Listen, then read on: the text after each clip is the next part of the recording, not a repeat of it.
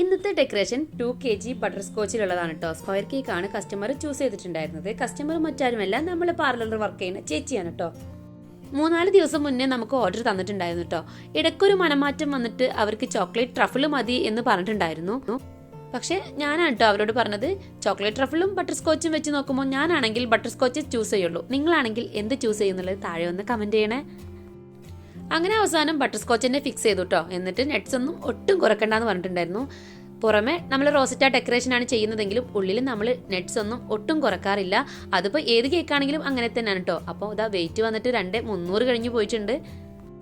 അവിടുത്തെ cake cutting കഴിഞ്ഞ ഉടനെ ചേച്ചി എന്നെ കാണാനായിട്ട് ചൂടുള്ള അടപ്രഥമൻ പായസം കൊണ്ട് വന്നിട്ടുണ്ടായിരുന്നു. അപ്പോൾ പറഞ്ഞു കേക്ക് സൂപ്പറായിരുന്നു, എല്ലാവർക്കും ഇഷ്ടമായി, കഴിച്ചവരെന്നെ വീണ്ടും വീണ്ടും കഴിക്കായിരുന്നു, അതുകൊണ്ട് കേക്ക് തികഞ്ഞില്ല എന്ന് പറഞ്ഞിട്ടുണ്ടായിരുന്നു. അപ്പോൾ ആ ഒരു റിസൾട്ടും കൂടി കേട്ടപ്പോൾ നമ്മൾ ഡബിൾ ഹാപ്പിയായി. നല്ല നല്ല ഡെക്കറേഷൻ വീഡിയോസ് കാണാനായിട്ട് ചാനൽ ഒന്ന് സബ്സ്ക്രൈബ് ചെയ്തേക്കണേ.